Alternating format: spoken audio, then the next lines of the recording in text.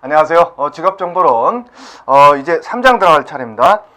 우리 교재 78페이지 3장 직업 관련 정보에 의해서 직접적인 직업에 대한 것들은 아니지만 직업을 갖기 위해서 필요한 것들에 대한 부분들을 혹은 뭐 직업을 좀 더 완성시킨다고 할 필요가 직업에 대한 것들을 좀 보완할 수 있는 그러한 정보들은 또 뭐가 있느냐. 취업 잘 되고 또 어느 직종에서 혹은 어느 직업에서 뭐 자기개발을 한다든가 이런 것들을 좀 보게 됩니다. 그래서 첫 번째 보는 게 고용 지원 정책 및 제도에서 그 국가에서 시행하고 있는 고용과 관련된 제도들을 좀 보게 됩니다. 그 첫 번째가 고용보험 제도입니다. 고용보험 제도. 자, 그래서 고용보험은 고용보험료를 내고 나서 나중에 뜻하지 않게 본인의 어떤 그 의사와는 상관없이 이직이나 실직을 하게 될 경우에 그때 국가에서 일정 부분의 생활급여를 지급하는 게 주 목적인 거죠. 고용보험이. 그러나 고용보험이 그것이 이제 실업급여고요. 실업급여만 있는 건 아닙니다. 고용보험 사업은 몇 가지 사업이 있는데 고용보험 사업부터 먼저 말씀드리면 고용보험 사업은 첫 번째는 고용안정 사업이 있고요. 두 번째는 근로자 직업능력 개발 사업이 있고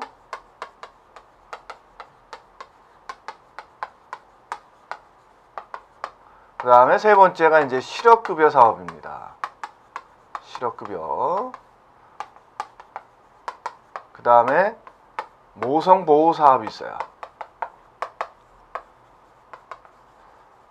이걸 둘로 나누면 출산 전후 휴가급여,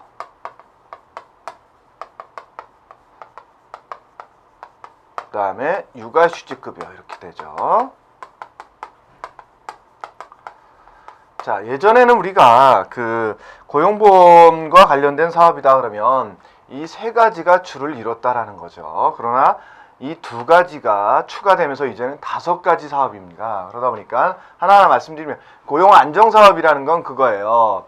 기업에서 어려울 때 혹은 근로자를 좀 채용을 많이 해주거나 혹은 어려울 때 근로자를 해고하지 않거나 이러면 국가에서 어느 정도 지원을 해주는 거예요. 말 그대로 근로자가 고용이 안정될 수 있도록 국가에서 신경 쓰는 부분이죠. 이게 고용 안정 사업입니다. 그 다음에 직업능력 개발 사업이라는 것은 여러분들이 예를 들어서 뭐 학원에 가서 낮에는 일하고 저녁에는 학원에 가서 교육을 받는다 그러면 어느 정도 국가에서 지원해 주잖아요. 그런 부분들이 직업능력 개발 사업입니다. 그 다음에 실업급여는 잘 알듯이 여러분들이 알고 있는 그 실업급여고요. 지금 말씀드렸던 것처럼 모성보호 사업은 출산 전후 휴가급여 사업과 육아휴직급여 사업으로 나눠진다라는 거죠. 자, 어쨌든 사업 전체적인 걸 좀 봤고요. 우리 교재에 나오는 걸 좀 보도록 하겠습니다. 자, 고용보험제도의 기능이에요. 기능은 첫 번째는 실업이 발생했을 경우 실업급여를 지급해서 사회적 빈곤을 방지하는 사회보장적 기능을 한다라는 거죠. 고용보험 기능 중에 첫 번째는 사회보장적 기능을 한다.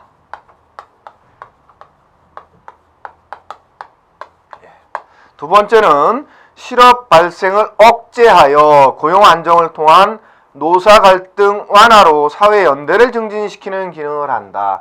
사회 연대 기능, 연대 증진 기능이 있다라는 거죠. 그다음에 세 번째는 실업 발생률이 높은 저소득층을 주로 지원함으로써 소득 재분배 기능을 담당한다.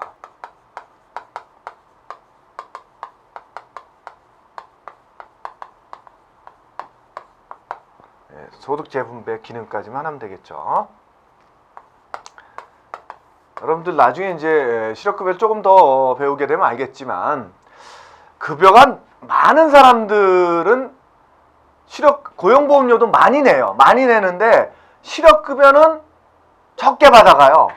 근데 급여가 적은 사람도 실업급여는 좀 적게 낼 거 아니에요. 아니, 고용보험도 적게 낼 거 아니에요.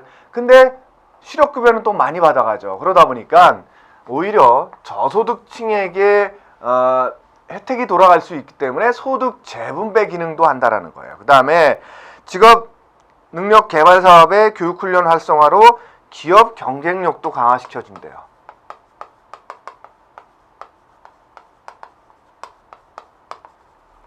예. 교육훈련을 받게 되면, 교육훈련이라는 것은 여러분들 근로자 개인이 받는 경우도 있지만 회사에서 실시하는 경우도 있습니다. 회사 명의로. 어쨌든 개인이 실시하든 회사에서 실시하든 이것이 교육을 실시하는 주체만 부담하는 것이 아니라 요즘은 이 부분이 개인에 대해서도 회사에 대해서도 어디가 지원을 해줘요?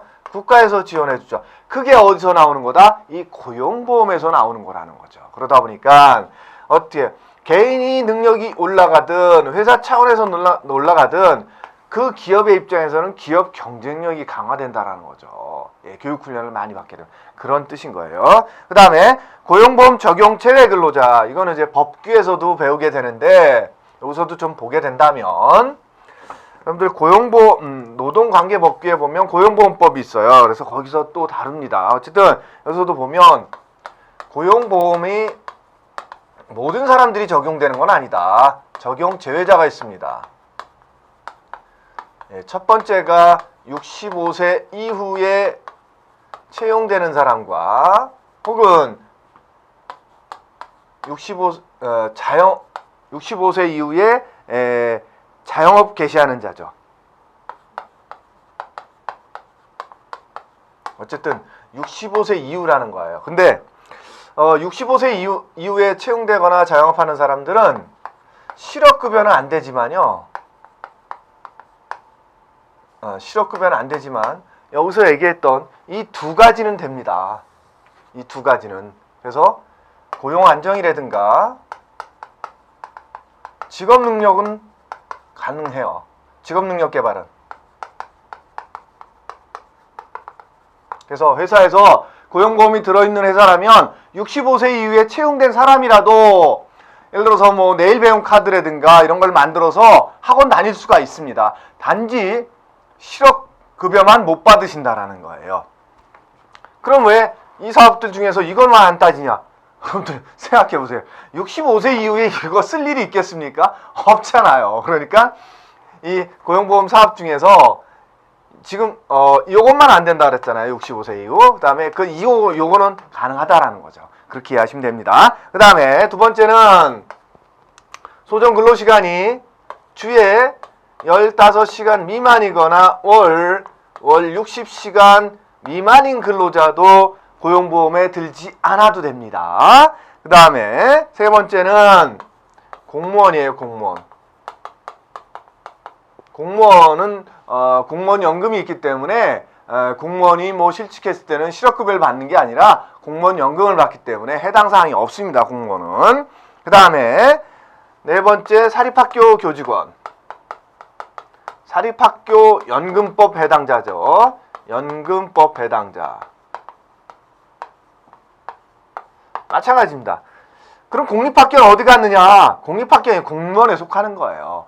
사립학교는 사립학교 연금법이기 때문에 따로. 그 다음에 마지막으로 별정 우체국 직원. 우체국 직원 또 외국인 일부. 예. 그래서 요 세 계층은 다 별도의 연금이 있어요. 예, 사립학교 연금이라 그랬죠. 그 다음에 별정 우체국 직원 연금이 따로 있어요. 그러다 보니까 이 사람들은 연금이 있기 때문에 고용보험이라는 걸 들지 않습니다. 예.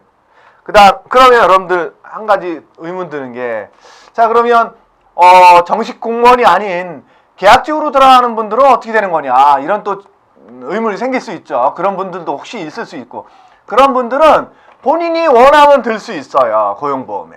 정식 공무원이 아니기 때문에 나 고용보험 들어주세요, 사대보험 들어주세요 하면 들어야 됩니다. 그래서 어쨌든 그렇다라는 거. 그 다음에 외국인들도 일부는 가능한데 외국인은 대부분은 고용보험에 잘 들어갈 수가 없습니다. 예, 그렇게 이해하시면 될 것 같고요.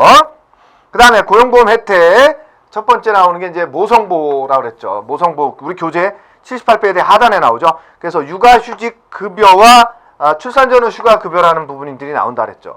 그거부터 먼저 보겠습니다. 자, 요 부분은 법규에서도 나와요. 법규에서도 나오는데 여기서도 나오니까 여러분들이 중복적으로 알아두셔야 돼요. 어쨌든 왜 이 과목에서 나오는 건 저 과목에서도 나오냐, 여러분들 그렇게 생각하시는 분들이 있어요, 분명. 근데 직업 상담사 시험은요 5과목이 어찌 보면 조금씩 연결돼 있어요.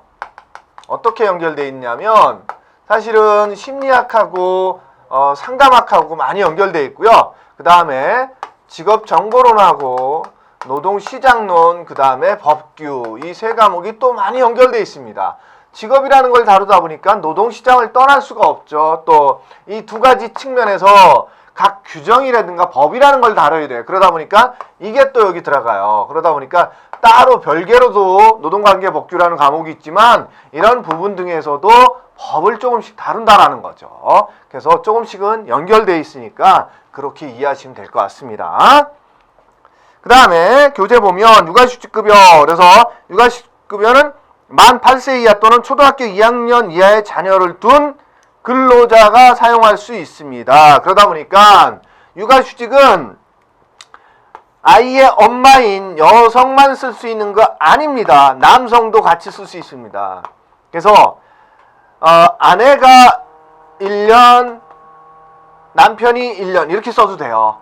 육아휴직은 1년밖에 못 쓰거든요. 어쨌든 8세 이하나 만 8세 이하죠. 초등학교 2학년 이하의 자녀를 양육하는 근로자 입장에선 누구라도 쓸 수 있다라는 거죠. 그 자녀는 입양한 자녀도 포함시킵니다. 입양 자녀도. 예, 정식으로 내 아이다라고 호적상에 올라가 있으면 내가 배 아파서 난 아이 아니더라도 상관없습니다. 육아휴직 쓸 수 있습니다. 그 다음에 육아휴직은 고용보험 든지가 180일 이상이어야 된다라는 거죠. 그 다음에 육아휴직 급여를 받기 위해서는 육아휴직을 30일 이상 부여받아야 된다라는 거죠. 그 다음에 출산 전후 휴가 혹은 유사산 휴가. 출산 전후 휴가는 임신한 여성이, 임신 근로자죠. 임신 여성이 임신으로 인해서 출산 전후에 90일간의 휴가를 쓸 수 있는 거예요. 이게 출산 전후 휴가인데 지금은 또 다둥이는 120일이에요. 다둥이가 뭐예요? 예, 쌍둥이 이상, 둘 이상의 자녀를 임신했다 그러면 한 아이일 때는 90일이지만 두 아이 이상일 때는 90일의 휴가를 준다라는 거예요. 그 다음에 이것도 마찬가지로 출산 전후에 관련돼서 휴가를 쓰게 되면 거기에 따라서 휴가에 따른 급여를 어디서 준다? 고용보험에서 준다라는 거죠. 육아휴직도 마찬가지입니다. 회사에서 주는 거 아니에요. 육아휴직급여 고용보험에서 지급해 주는 거죠. 예, 법규할 때 조금 더 자세히 다루도록 하겠습니다. 여기서는 이 정도로 넘어가도록 하고요. 그 다음에 출산 육아기 고용안정지원금이라는 건 뭐냐면 이런 겁니다. 예를 들어서 회사에서 여직원 김 모양이 아이를 임신을 했어요. 임신을 해서 출산 전후 휴가를 썼어요. 출산 전후 휴가를 90일을 썼다. 그러면 이 기간 동안 누군가는 있어야 될 거 아니에요. 그죠? 그러다 보니까 대체 근로자를 채용하게 되면 이 대체 근로자에 대한 인건비 일부를 지원해줘요. 어디서? 고용보험에서. 그게 출산 육아기 고용안정지원금이라는 겁니다. 그래서 근로자에게 육아휴직을 부여하거나 휴가, 임신기간 중 근로계약이 종료되는 경우 재고용하는 사업주에게 지원하는 제도이다. 어쨌든 재고용할 때, 그러니까 이 근로자가 끝난 다음에 다시 들어갔을 때도 하지만 이 대체 근로자 채용했을 때도 지원금의 일부가 또 나옵니다. 그런 부분들이 있어요. 자, 그 다음에 일용근로자 고용보험. 지금 이제 일용근로자도 고용보험이 되고 있다라는 거죠. 그래서 일용근로자는 2004년부터 법이 개정돼서 이제 일용 근로자도 고용보험이 적용된다. 그래서 일용 근로자는 1개월 미만의 근로계약 기간을 가지고 있는 사람들을 주로 일용 근로자라고 표현한다라는 거죠. 그래서 일용 근로자의 고용보험 혜택은 수급 자격 이전, 이직일 이전. 야, 말이 좀 어렵죠. 지금 내가 실업급여를 받을 수 있는 자격이 수급 자격이에요. 지금 내가 받고자 한다면 이 기준으로 해서 내가 18개월 동안에는 고용보험에 들어 있었어야 된다는 거죠. 그래서 18개월 동안 통산 180일 이상 들었어야 돼요. 180일 이상. 그러니까 날짜로 따지면 180일인데 일반 근로자로 따지면 뭐 6달이면 180일 나오지 않겠느냐. 근데 여러분들 토요일은 무급 휴무일이기 때문에 그 날짜에서 뺍니다. 그러다 보니까 일반 근로자도 6개월간 근무해서는 고용보험 혜택 못 받습니다. 그래서 보통 7개월 정도는 돼야 돼요. 어쨌든 180일 이상을 고용보험에 들어 있었을 때 그 일용 근로자가 이달에 나간 근로일수가 10일 미만이다. 그러면 실업급여를 신청할 수 있다라는 거예요. 그다음에 이 실업급여를 지급할 땐 보통 이제 평균임금 갖고 계산하는데 그럼 일용 근로자의 평균임금은 어떻게 산정할 것이냐 했을 때 마지막 달, 그러니까 내가 지금 실업급여를 받고자 하는 예를 들어서 7월 1일 날 실업급여를 신청했다. 그러면 이 전달 넉 달 동안 중에서 4개월 중에서 마지막 6월 달 이 한 달 빼고 어떻게 돼? 그럼 5, 4, 3 이 3개월 동안에 총 들어온 급여를 3개월 동안의 기간 뭐 90일이면 90일, 91일이 될 수도 있고 89일이 될 수도 있어요. 이렇게 나눠준 것이 평균 임금입니다. 일용 근로자의. 그 다음에 수급 자격자가 그러니까 실업 급여를 받을 수 있는 자가 혜택이 주어지는 자를 수급 자격자라 그래요. 수급 자격자가 직업안정기관의 장의 지시에 따라 직업안정기관은 고용센터라고 보시면 돼요. 고용센터장이 지시해서 당신은 능력이 없으니까 훈련을 좀 받고 취업하는 게 좋겠습니다. 이렇게 얘기했을 때 훈련 받으면 그 훈련에 따른 수당도 받을 수 있다라는 거예요. 그게 직업능력개발 수당입니다. 자, 그 다음에 고용안정지원제도, 고용안정. 자, 이거죠. 지금 얘기한 건 이제 모성보호라면 이제 고용안정사업인 거죠. 고용안정사업. 고용안정지원제도의 정의는 고용안정지원제도란 신규 산업구조의 변화와 기술 진보 과정에서 근로자의 고용안정을 보장하면서 기업의 고용 조정을 합리적으로 지원하기 위한 지원 사업이다. 예, 말 그대로 근로자가 해고되지 않고 안정적으로 직장 생활을 해나갈 수 있도록 웬만하면 지원해 주겠다 이런 뜻인 거예요. 예, 그게 고용안정지원제도라는 거죠. 그래서 고용안정지원제도라는 것은 크게는 우리 그 교재 80페이지에 나오는 것처럼 어떤 식으로 되어 있냐면 고용안정사업은 고용안정지원제도는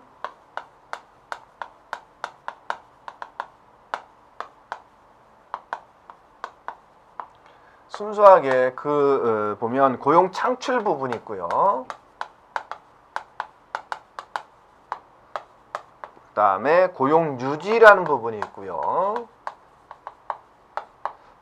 그 다음에 고용 촉진이라는 부분이 있습니다. 예, 우리 그 그림 나오는 거 보시면 나오죠.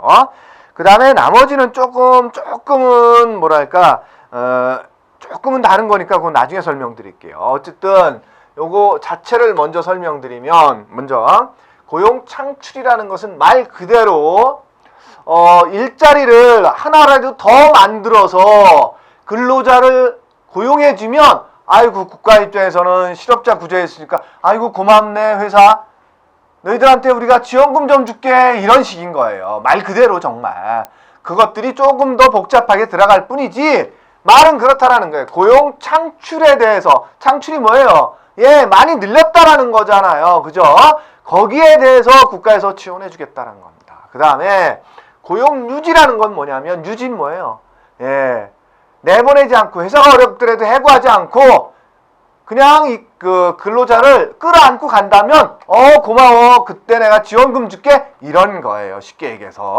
그 다음에 고용 촉진이라는 건 뭐냐면 쉽게 얘기해서 취업이 잘 안 되는 층이 있어요. 장기 실업자라든가 뭐 이런 사람들이 있겠죠. 혹은 북한 이탈주민이라든가 혹은 뭐 등등등, 하여튼 고령자라든가 이런 분들이 그 취업이 좀 어려울 거 아닙니까? 노동시장에 들어갔을 때 그러한 취업이 좀 어려운 취업 취약계층을 회사에서 채용을 시켜준다. 그러면 이제 국가 입장, 아유 고맙네 하고 이제 지원금을 주는 게 고용 촉진입니다. 예, 그렇게 이해하시면 돼요. 이해 자체는. 자, 그래서 고용 창출 지원에는 일자리 함께하기 사업이라든가, 그래서 일자리 함께하기 사업은 그런 거예요. 우리 교재 81페이지 오른쪽에 보세요. 박스에 보면 시간 선택제 혹은 일자리 창출 지원이라는 게 있고, 그 다음에 일자리 함께하기라는 게 두 번째 박스에 나오죠. 그러다 보니까 한 가지만 예를 들어서 보겠다는 거죠. 일자리 함께하기를 보면, 자, 예를 들어서 A 부서에 한 사람이 퇴사를 했어요. 근데 이 A 부서에 그렇게 아주 중요한 일은 아니에요. 근데 이제 꼭 있어야 돼. 그래서 오전과 오후로 나눴어, 업무를. 그래서 오전에 일하는 사람만 1명, 오후에 일하는 사람만 1명, 이렇게 4시간씩을 채용을 했어. 그랬더니 1명이 나갔는데 2명이 채용이 돼버렸네. 그죠? 그렇게 할 수 있잖아요. 그러면 일자리를 함께 한 거예요. 한 사람이 한 게 두 사람이 함께 한 거잖아요. 그죠? 이것도 일자리 함께 하기고요. 그게 뭐냐면 우리 박스에 나온 거는 근로시간 단축 혹은 교대 근로 개편 등등등 해서 이제 근로 일자리가 그 다음에 이런 경우도 있어요. 보통 하루에 24시간을 3교대로 돌아간다. 그러면 어떻게 되는 거예요? A조 8시간, B조 8시간, C조 8시간 이런 식으로 돌아가면 되는 거죠. 병원 같은 경우는 이제 대형 병원의 간호사분들이 이런 경우가 많죠. 그러면 이렇게 3교대로 돌아가면 되는데 어느 회사에서 어느 병원에서는 D조를 만든 거예요. D조는 그럼 뭐예요? 이날 A, B, C조가 일하는 날은 쉬겠죠. 그죠? 예. 왜? 들어가서 그러면 다음 날은 예를 들어서 B, C, D조가 일하는 거예요. 그럼 A조는 쉬는 거죠. 그죠? 그 다음 날은 C, D, A조가 일하는 거죠. 그럼 B조가 쉬는 날이죠. 이런 식으로 한 개 조를 쉬게 하면서 이 쉬는 조를 교육을 시켜요. 그래서 능력을 개발시켜주는 거죠. 이게 유한 캠벌리에서 4조 3교대라는 형태를 처음에 만들었어요. 4조 3교대. 그러면 어떻게 되는 거예요? 예전에 예를 들어서 한 조당 10명이었다. 그러면 30명만 고용했었는데 이제 D조를 또 10명을 구하면 어떻게 되나? 40명이 되는 거죠. 10명이 늘어난 거죠. 네, 이런 식으로 이게 이제 교대제 개편이에요. 이런 식으로 어쨌든 일자리를 좀 더 많이 만들어서 함께 하는 거예요. 이런 것들이 일자리 함께 하기고요. 그 다음에 시간 선택제 일자리 창출 지원은 말 그대로 시간제예요. 시간제. 말 그대로 새로운 요 경우가 오히려 거기에 더 맞을 수 있겠네요. 얘를 그럼 이쪽으로 봅시다. 여기에 들었던 얘 있죠? 여기에 들었던 얘는 시간 선택제로 봅시다.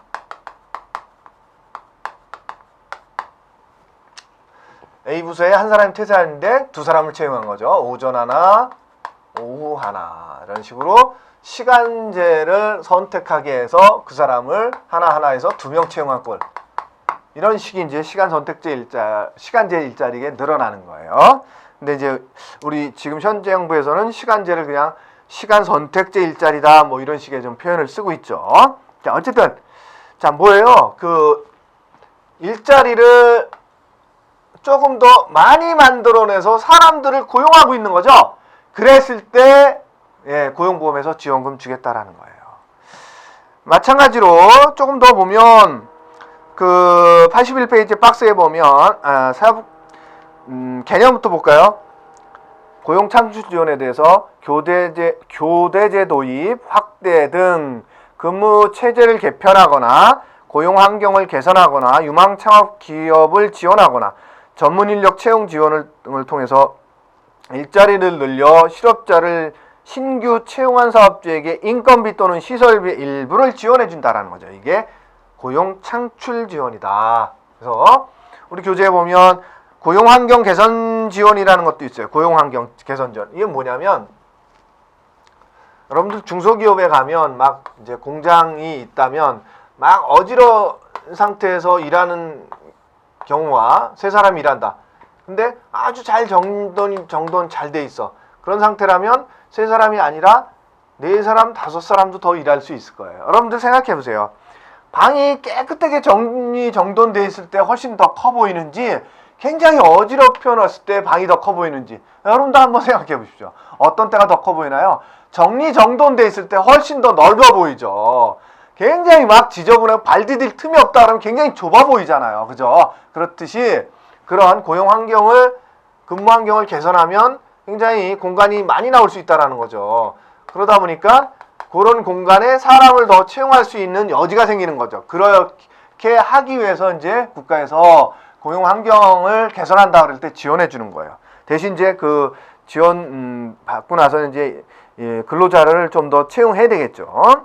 그 다음에 전문 인력 채용 지원은 뭐냐면 말 그대로 중소기업의 입장에서 연구소가 있어야 되는데 연구개발 인력이 있어야 되는데 중소기업에서 R&D 인력이 필요한데 중소기업의 임금이 높지 않으니까 임금이 낮으니까 어떻게 해요? 석박사 인력들이 안 가죠. 그러다 보니까 어떻게 돼요?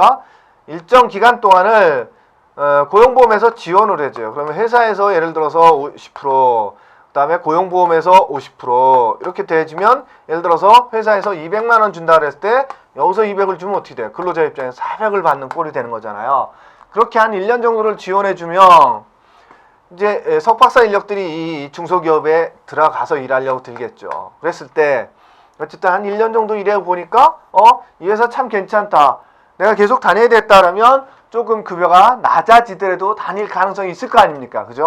그런 식으로 정착을 돕는 데 쓰는 게 우리 그 박스에 맨 마지막에 나왔던 전문 인력 채용 지원에 관련된 부분들이에요. 그 다음에 고용유지. 아까 말씀드렸죠. 고용유지라는 건 뭐라다? 회사가 어려워서 근로자를 막 해고해야 되는데 그러지 않고 해고하지 않고 이끌어 간다면 해고하지 않고 예를 들어서 뭐 다른 곳으로 직무 전환을 시킬 수도 있고 혹은 휴직을 줄 수도 있고 혹은 뭐 교육을 보낼 수도 있고 이런 여러 가지 근로자가 일하지 않더라도 혹은 뭐 배치 전환이죠. 직무 전환일 수도 있고 배치 전환. 예를 들어서 이런 거죠. 어느 기업의 생산직 근로자가 뭐 500명이야. 근데 회사가 되게 어려워져서 많이 내보내야 돼. 근데 그중 일부를 내보내지 않고 일부는 한 50명 정도는 생산직이 아니라 영업직으로 보내는 거죠. 영업직 갈 사람 해서 영업직이라도 그러니까 왜요?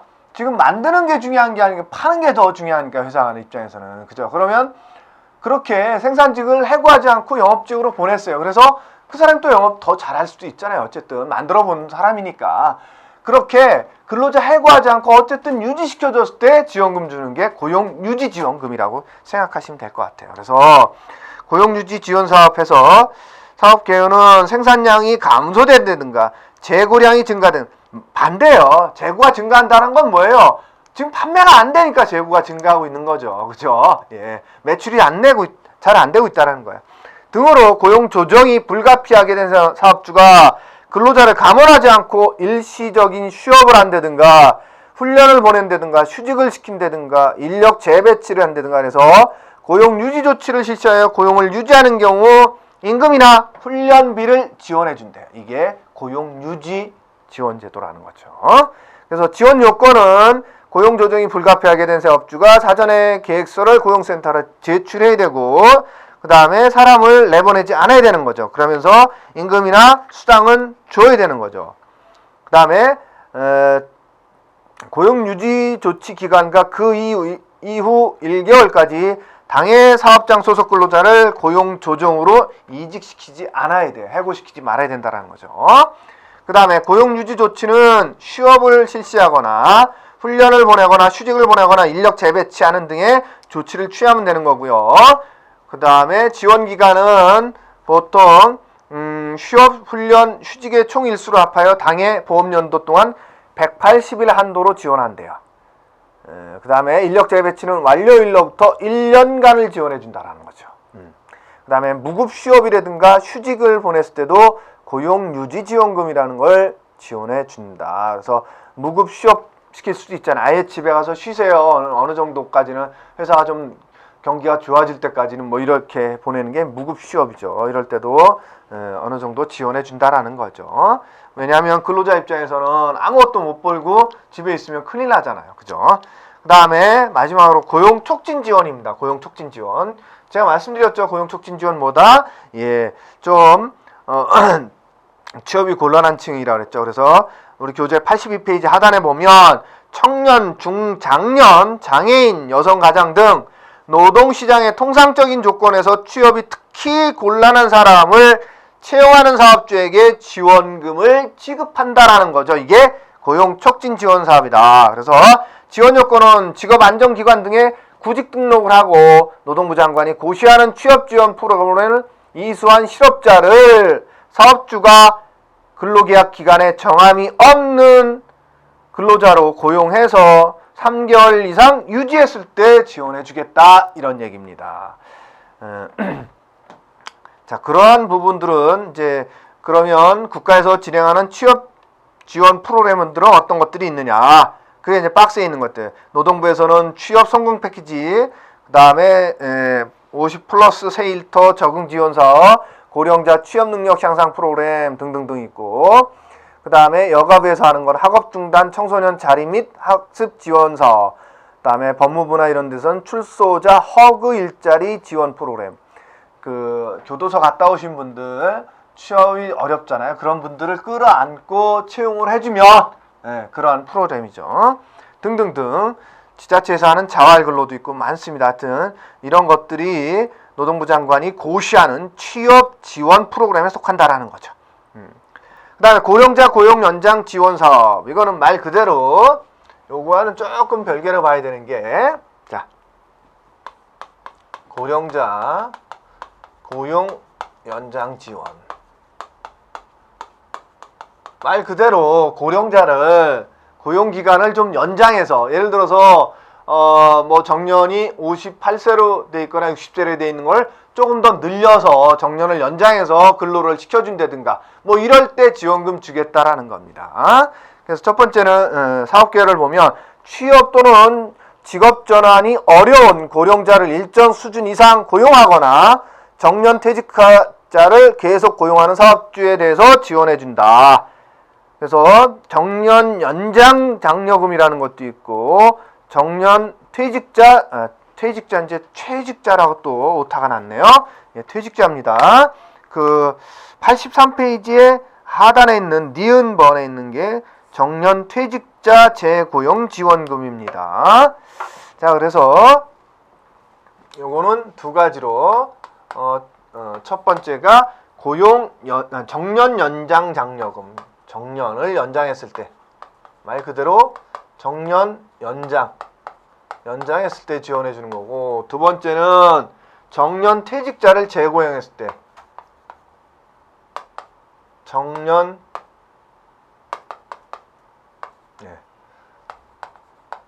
퇴직자를 재고용했을 때 지원해 주겠다라는 거죠. 말 그대로 이 두 가지 종류가 있다고. 그 다음에 임금 피크제 지원 사업도 있습니다. 여러분들 요즘 언론에서 많이 얘기하고 있죠. 임금 피크제. 그죠? 말 그대로 임금 피크제라는 것은 근속기간, 내가 입사하는 데서부터 시작해서 근속기간이 길어지면 길어질수록 임금은 어떻게 돼요? 임금은 이렇게 올라가죠. 근데 사람의 생산성은 어떻다?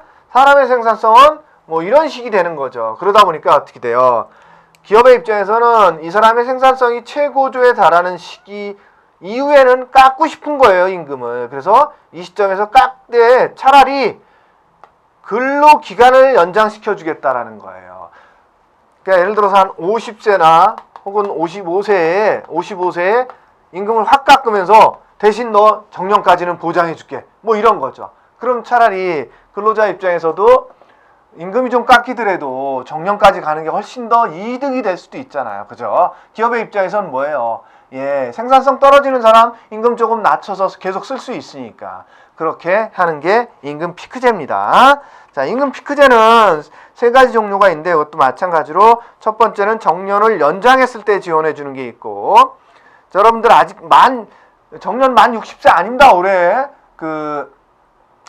내년부터 시행하고요. 내년부터 시행해도 또 큰 기업부터 점차적으로 가기 때문에 아직은 정년 60세 아닙니다. 어쨌든 그래서 첫 번째는 정년 연장형은 정년을 60세 이상으로 연장하거나 혹은 56세 이상 60세 미만으로 연장하면서 그 18개월 이상 근무했을 때 이런 부분들을 좀 지원해 주는 거고요. 그 다음에 재고용형도 있어요. 말 그대로 정년에 도달한 사람을 다시 고용하는 거예요.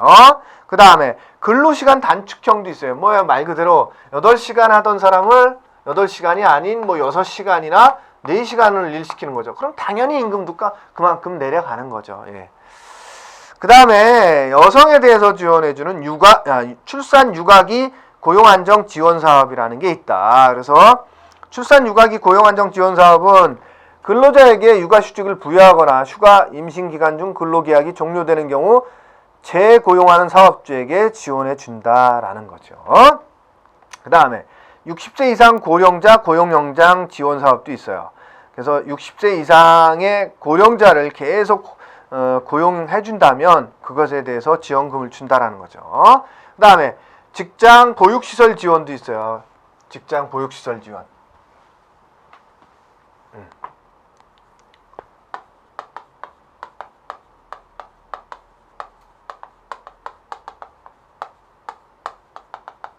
자, 여성 근로자의 입장에서 아이가 있어서 회사 다니는 게 참 불편해요. 근데 회사에 뭐 어린이집이나 유치원이 있다. 그럼 어떻게 되겠어요? 여성 근로자 입장에서 굉장히 반갑겠죠. 출근하면서 아이를 같이 가서 아이를 그 직장 내에 있는 어린이집이나 유치원에 맡겨놓고 퇴근하면서 데려가면 되잖아요. 그죠?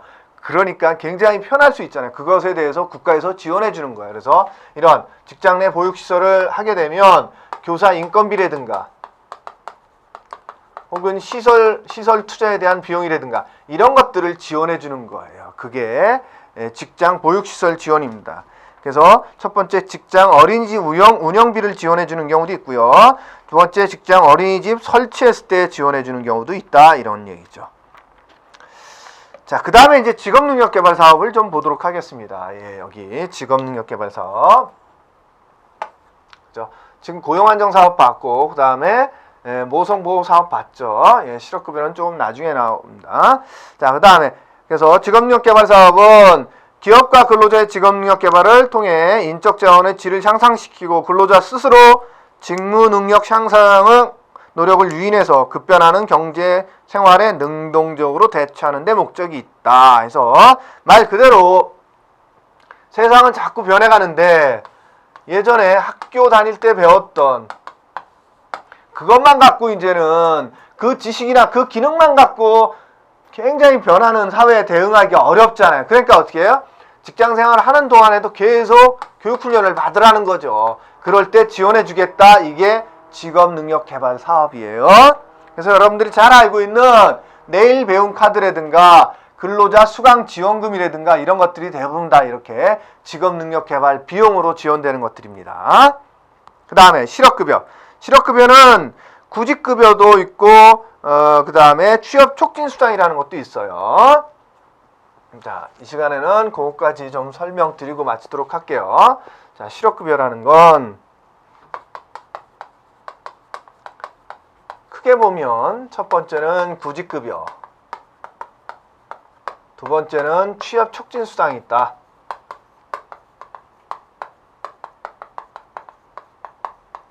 말 그대로 구직급여는 실직하고 나서 구직 활동을 하는 거에 대해서 구직 활동을 하는데도 불구하고 취업이 안 됐다 그러면 실업급여 주겠다라는 거예요. 그게 구직급여입니다. 그래서 구직급여는 첫 번째 구직급여, 이게 여러분들이 알고 있는 실업급여입니다. 실업급여. 두 번째는 상병급여, 세 번째는 연장급여라는 게 있다. 상병급여는 내가 구직활동을 하다가 교통사고를 당했어요. 그럼 여러분들 구직활동 할 수 있어요? 없어요? 없잖아요. 그죠?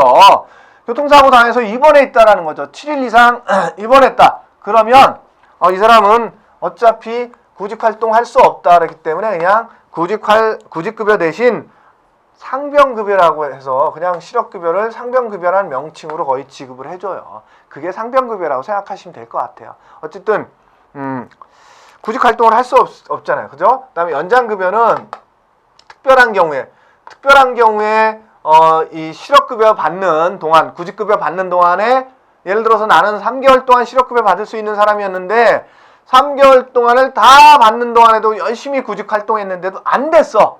그럴 만한 사람들이라서 안 된 거야. 그럼 어떻게 해요? 이 사람이 근데 이 실업급여라도 못하면 굉장히 생활이 어려운 사람이다. 그럼 어떻게 해요? 조금 더 연장해서 주는 거예요. 그런 것들이 연장급여예요. 그래서 연장급여에는 첫 번째는 훈련 연장급여도 있고요. 훈련 연장급여는 아예 기능이 없어서 실업급여 받으러 왔을 때 선생님 이번 기회에 아예 기능을 좀 익히셔서 그래서 취업하시죠. 자격증을 따든 기능 인력이 되든 그럼 훨씬 더 취업도 잘 되고 급여도 좀 잘 받을 수 있을 것 같습니다. 해서 이제 교육훈련을 받게 되면 그 교육훈련 받는 동안만큼은 어떻게 돼요? 취직이 안 되잖아요. 그죠? 그러면 그 기간 동안은 실업급여를 조금 더 연장해서 주겠다라는 거예요. 그래서 최대 2년까지 지급해줘요. 그다음에 두 번째는 개별 연장급여라는 것도 있고 특별 연장급여라는 것도 있다. 개별 연장급여는 그거예요. 내가 기능도 없고 교육도 많이 받질 못했어요. 근데 내가 우리 집안의 가장이야. 그래서 내가 실직을 했어요. 실직을 했는데 고용보험센터에 가서 실업급여를 받는 동안에 열심히 이력서 들고 다니는데 취업이 안 됐어. 근데 구직급여 이제 실업급여 기간은 끝났어. 그러면 이분이 가장이고 실업급여라도 없으면 어떻게 되겠어요? 그분의 가정은 굉장히 어려워지겠죠. 예, 그런 분들에 대해서. 그런 분들은 특별히 조금 더 그런 어떤 경제적인 사정이라든가 이런 것들을 부양가족도 있고 이런 부분들을 증빙이 된다면 조금 더 지원해줘요. 실업급여를 그래서 최대 90일까지 좀 더 지원해줍니다. 이게 개별 연장급여고요. 특별 연장급여는 뭐냐면 여러분들 예를 들어서 우리 뭐 평택을 예를 들어 봅시다. 최근 들어서 이제 가장 많이 그 실업자가 많이 발생했던 동네가 평택이라고 볼 수 있고 또 저 지방으로 가면 또 거제 쪽이 그래요.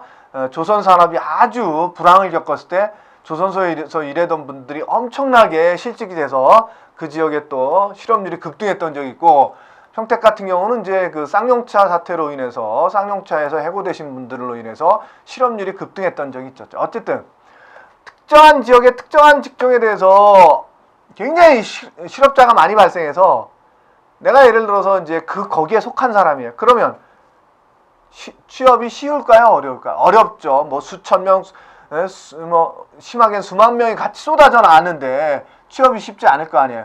그런 분들은 어차피 그 지역에서 취업하려는 게 굉장히 힘들 거 아닙니까? 그죠? 그러면 그런 그 특별한 사유로 인해서 이렇게 대량 해고되신 분들에 대해서는 조금 더 실업급여 드릴게요 해서 나오는 게 특별 연장급여. 이것도 마찬가지로 개별 연장처럼 90일 정도 더 줍니다. 그렇게 이해하시면 될 것 같아요. 그 다음에 취업촉진수당은 말 그대로 자 여러분들이 취업활동을 열심히 해서 빨리 취업이 되면 어느 정도 보상해 드릴게요 이런 차원인 거예요. 그래서 여러분들 생각에 나 실업급여 받을 수 있는 기간이 4개월이니까 4개월 다 받고 취업해야지 이렇게 생각하지 말고 빨리 취업하면 그만큼 혜택을 드릴게요 해서 나오는 게 취업 촉진 수당입니다. 그래서 첫 번째는 조기 재취업 수당이 있어요. 조기 재취업 수당. 말 그대로 조기에 빨리 취업을 하면 그 혜택을 주겠다는 거예요. 예를 들어서 나는 실업급여를 5개월 받을 수 있는 사람이었다. 근데 2개월만 받고 취업을 했다. 그러면 나머지 3개월에 대해서 3개월에 50%를 지급해줘요. 이런 것들이 조기 재취업 수당이에요. 아시겠죠? 그러니까 여러분들 실업급여 기간이 예를 들어서 충분히 있으니까 나는 실업급여 다 받고 취업해야지 이런 식으로 생각하지 마세요. 너무 실직 기간이 길어지면요 나중에 취업하기 힘들어집니다. 그래서 2개월 이내에 취업하시는 게 좋지 2개월을 넘어가면 본인도 적응을 해서 나가기도 싫지만 회사 입장에서도 한 3개월쯤 쉰 사람들 별로 그렇게 좋아하지는 않습니다. 물론 여러분들이 하고 싶어도 못하는 경우가 많아서 그렇겠지만 어쨌든 일부러 실업급여 다 받고 나간다는 생각은 하지 말라라는 거죠. 그 다음에 두 번째는 직업능력개발수당.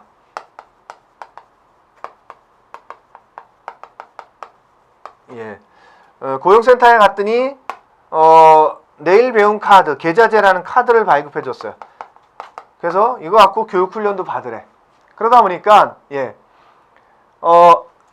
카드를 가지고 교육받으러 다닐 때 이 교육 받고 있으면 밥값이나 교통비가 지급돼요. 하루에 4시간 이상이면 밥값도, 일반적으로는 교통비도 지급돼. 이런 것들이 직업능력개발수당입니다. 그 다음에 세 번째, 광역구직활동비. 광역구직활동비는 본인 집으로부터 50km 이상 떨어진 곳에 가서 면접을 보거나 이력서 제출하고 오면 거기에 대해서 교통비나 교통비 같은 것들을 지급해 주는 게 광역구직활동비예요. 여러분들 잘 모르셨죠? 법규할 때 다시 한번 할게요. 그 다음에 마지막으로 이주비. 어차피 내가 여기서 이제 서울 사람인데 대전에 가서 면접을 보고 왔는데 덜컥 됐어. 그럼 어떻게 돼요?